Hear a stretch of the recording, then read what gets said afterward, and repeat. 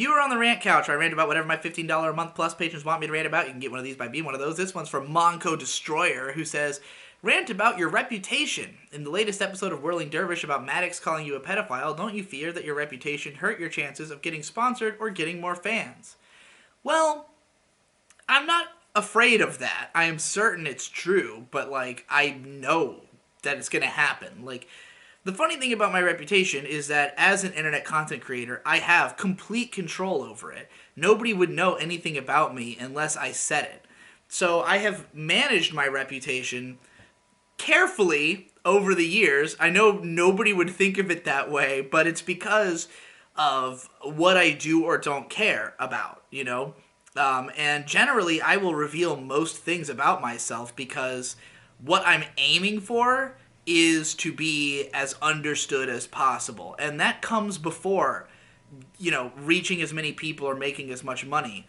I've got a video that I will probably put out after this one. It's a long one about just generally the different ways of looking at an artistic career and like what benefits it has and like what you're really looking for. And I've always maintained that like if making money was my main purpose, this would not be a sensible way to do it. Like you can make way more money in other professions. Doing it through art is only because there's something else you're getting out of doing art. And in my case, I'm not worried. So I'm not worried about getting sponsored because I'm not worried about making that much money. And like, granted, it's nice to have sponsorships available to you, but something that a lot of people don't understand is that someone is on your side. Somebody is always on your side because somebody is trying to do the same thing you're trying to do or to appeal to the same kind of people you're trying to appeal to or whatever. So you might lose a sponsorship with one group, but you will gain a sponsorship with another group.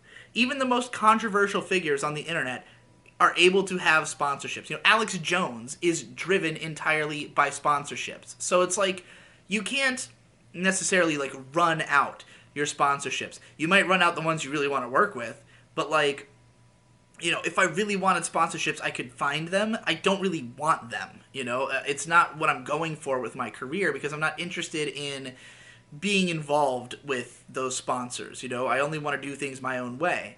As for getting more fans, on the one hand, getting more fans is important to me in the fact that the fans are how I make my money at all, but like, again, it's not that I'm trying to reach the most people possible. It's not that I'm trying to reach absolutely everybody. I only want to reach people who are going to accept me for who I am.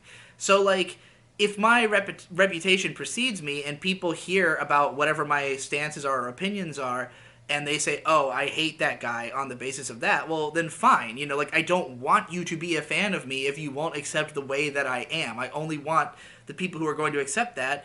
And, again, there's always going to be somebody, You fall out of grace with one group, you fall into grace with another, unless you are just literally being a piece of shit. Like, it's really hard to perform in such a way that nobody would be on board unless you're doing something criminal or highly amoral. And some people think that, me being into lolicon is highly amoral. They also probably think it's criminal, but it's not. But, like in the case of Maddox, who has the worst reputation on the entire internet, incidentally. So I'm definitely not worried about him talking shit about me. Like, literally, nobody is going to back up Maddox. He is, like, the most hated person on the internet these days. But,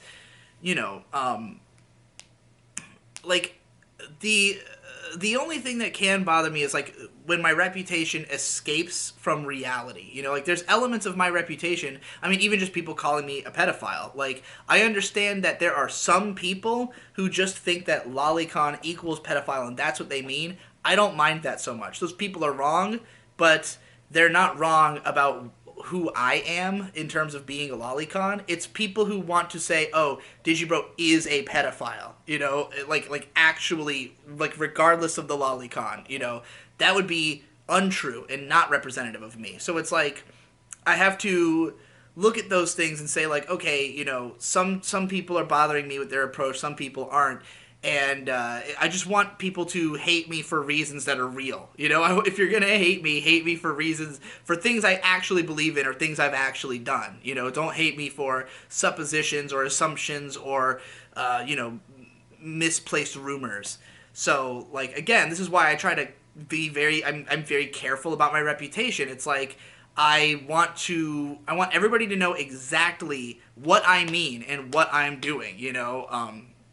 I want to be clear about where I stand on things. And so, you know, that means being way more honest than a lot of people, but it also means like making sure that your honesty is conveyed in a way that's understandable, you know, like making sure that you're not too reckless with the way you describe yourself, because then other people are going to fill in the gaps in what you say and you know, ascribe new meanings to it.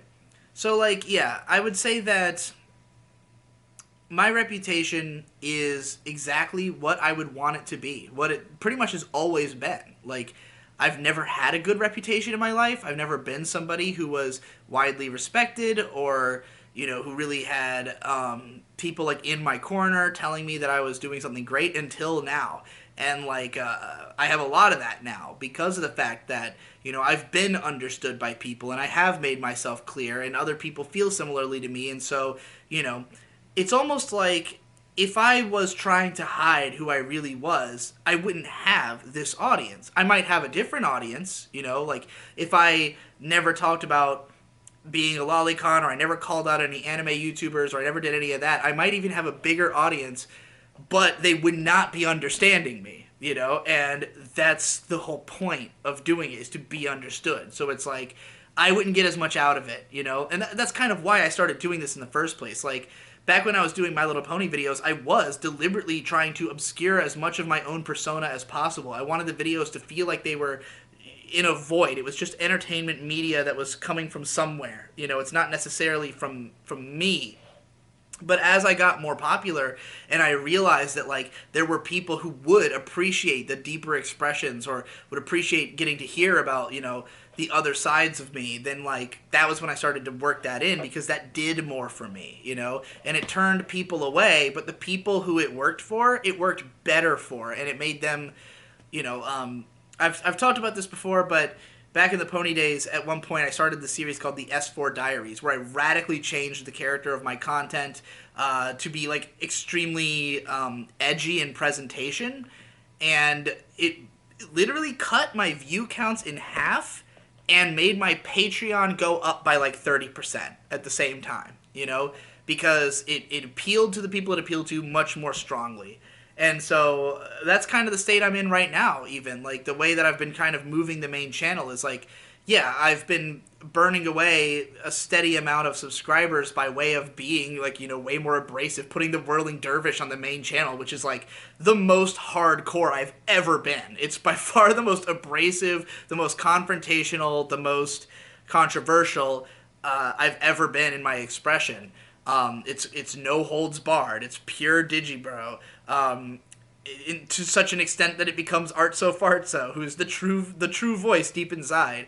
But the people who like that show are like, I patron you for the Whirling Dervish, you know? Old fans of mine who want my more passionate content are telling me like, oh, this is what I've fucking been waiting for. So, yeah. I'm not too worried about my reputation. The worst thing I could do for my reputation would be to actually do something bad. And if I actually do something bad, then I deserve whatever reputation I gain from that, you know?